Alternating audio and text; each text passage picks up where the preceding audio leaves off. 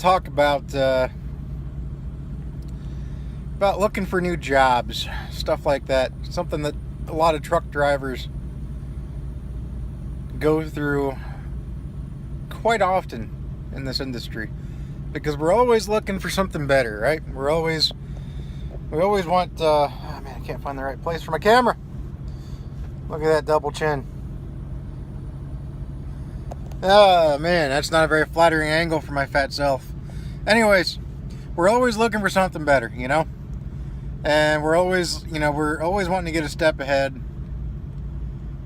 And I know, at least if you're a respectable truck driver, that's what you're doing. You're always wanting to improve yourself and improve the life of your family, like improve our living conditions. Not that that doesn't mean they're bad at all, but you always want more for your family, right? And unfortunately, more for your family sometimes means less time with your family, but that's part of the deal sometimes. When you're looking up new companies to go drive for, it's very oh man Ugh. It's very tedious. It's a very tedious proposition, Let me just sit up here. Gosh, I just had a piece of bread and a crumb or something stuck in my throat. Anyways, it's a very tedious proposition when you're looking for a new job, What I mean by that is, you don't know who you can trust. Can you trust the recruiter? Probably not. Can you trust reviews online? Again, probably not. Now, some might be asking, well, why can't you trust reviews online? Those are people that have worked for the company. Those are people with first-hand experience. Okay, well, let me tell you this. You're almost always going to see nothing but negative remarks about a company when you review, or when you read personal reviews online that people have gone on and made. And that's usually because nobody makes a review until they've gotten pissed off at a company. They hardly ever make a review because they're in such a good standing with the company. They always want a place to vent, right? And they want to stick it to the company, you know what I mean? So they want to stick it to the company by going online and getting their voice heard about the company and hoping that it snowballs out of control and the company goes under. You know what I mean? Very few people go on to a website like Glassdoor.com, or Edmund. Does Edmund do job reviews? Or, whatever. Very few people go on those websites because they love where they work.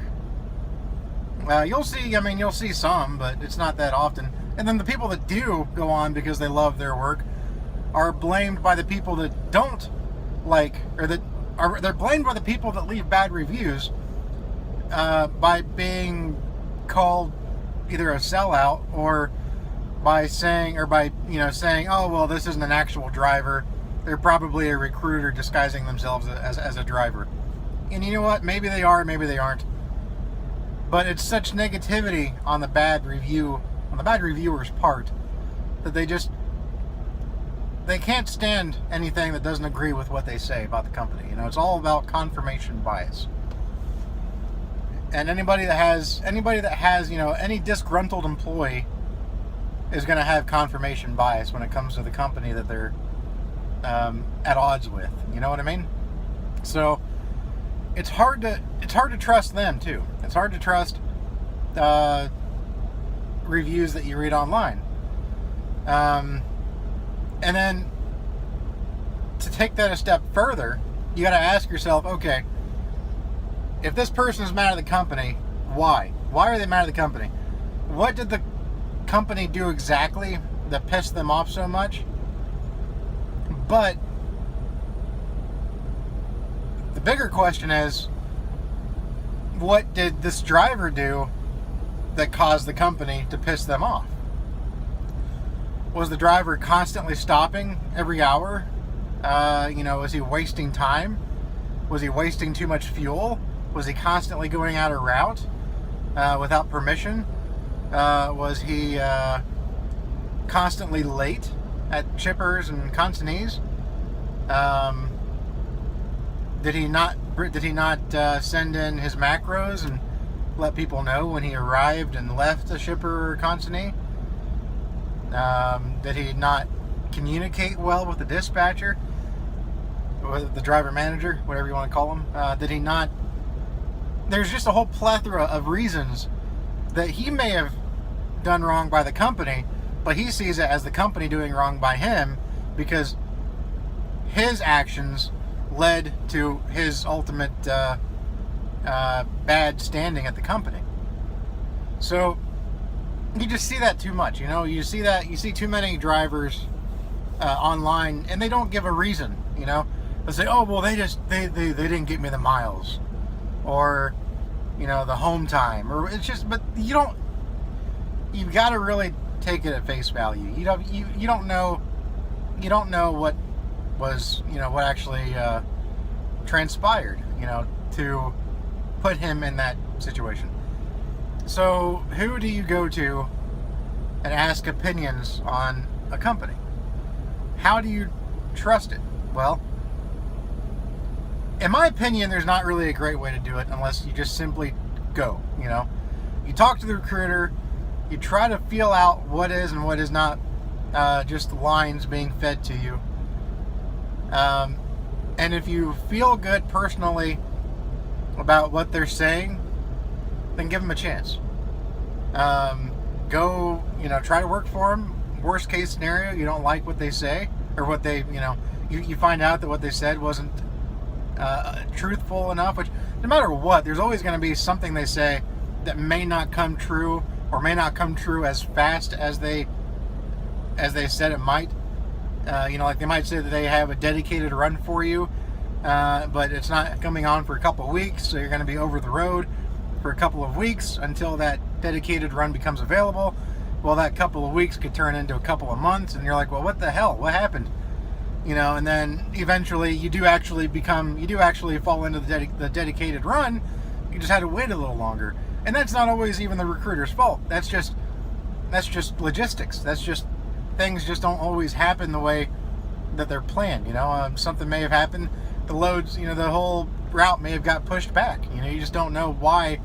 You just don't know. But things like that can happen.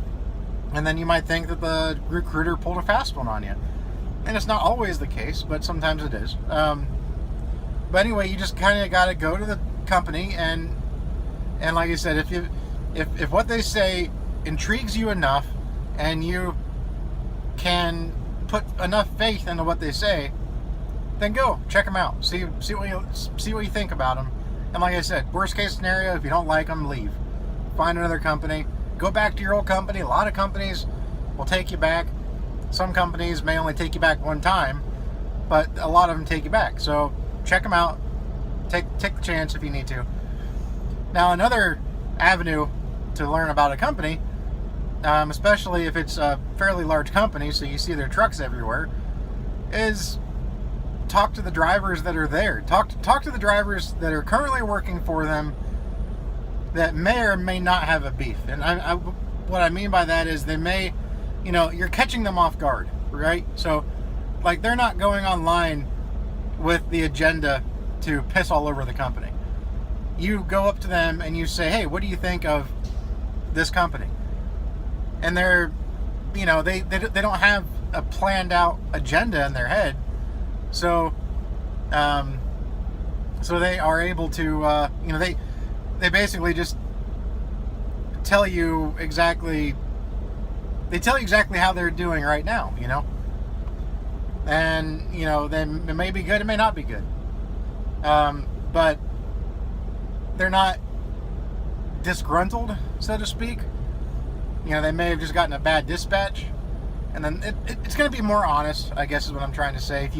If you talk to the driver right there, it's going to be a more honest conversation than just going online to a job review site and reading about disgruntled employees that may or may not have brought upon themselves the doom and gloom of being in a bad company. So again, you just gotta take your time and interview.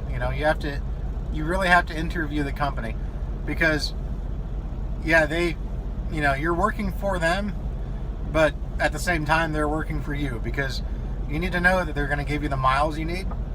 You need to know that they're going to bring you home when you need to come home. You need to know a lot of things, and you got to ask them these things. You need to know, where they're going to be. You need to understand. You need to ask them, especially if it's a small company.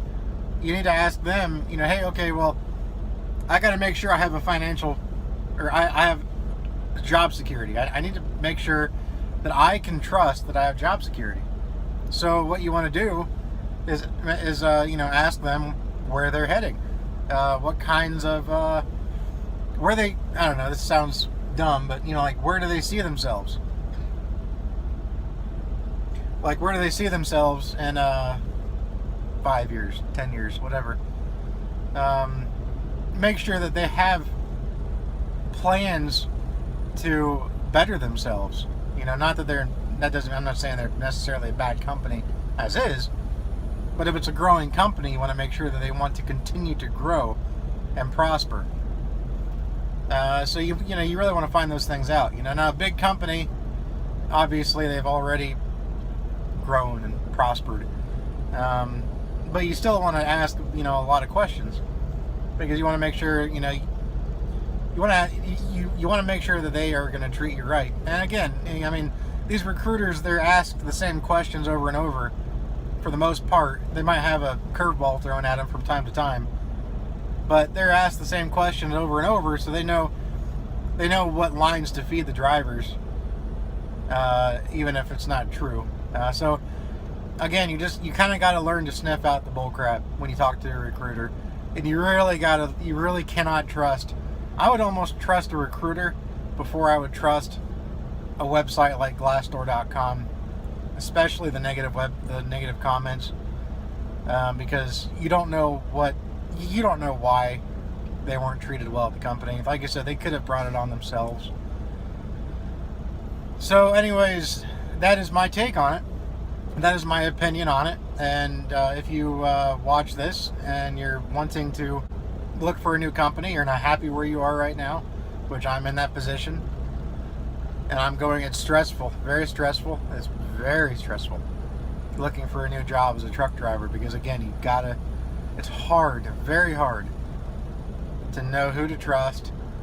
It's just, and right now the level of income that I make a lot of money where I'm at, and I'm not happy here because of the way she runs us. And I'm not the only driver. There's only 5 of us here, and we're all in agreement.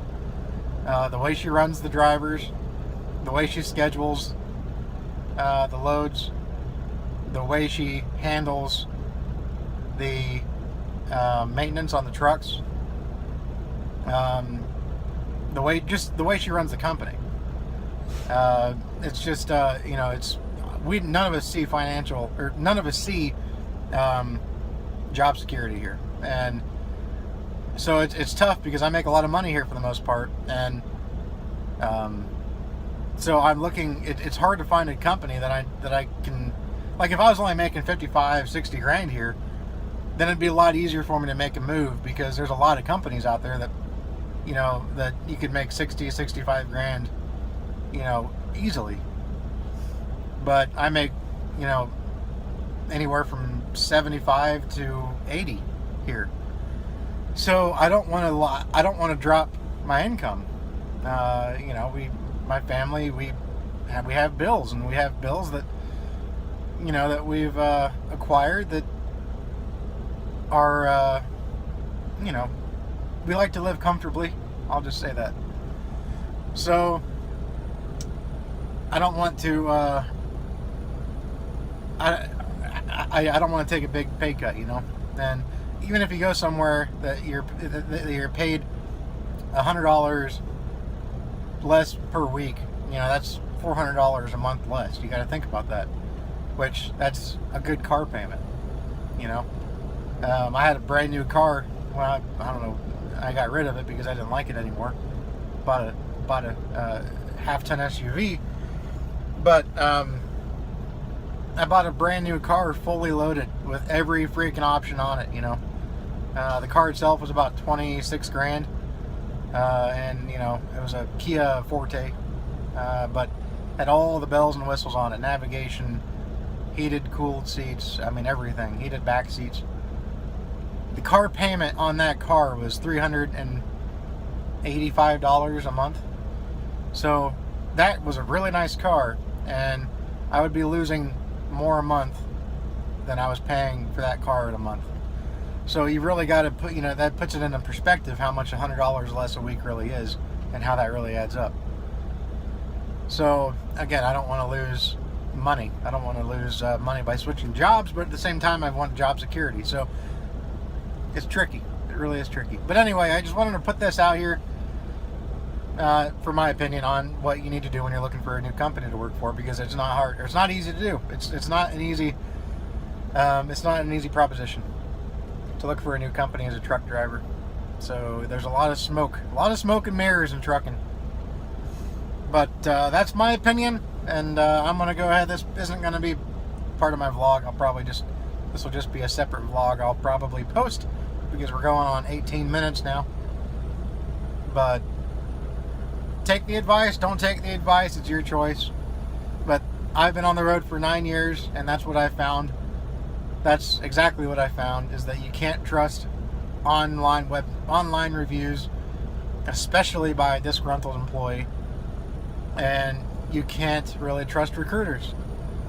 So you've really got to take it upon yourself, and you have to sift through the bullcrap. That's what you got to do. It's all about sifting through it and hoping that you are able to retain something of value that is laced in truth to a degree. So I hope this helps. Be safe out there, guys. We'll talk at you later.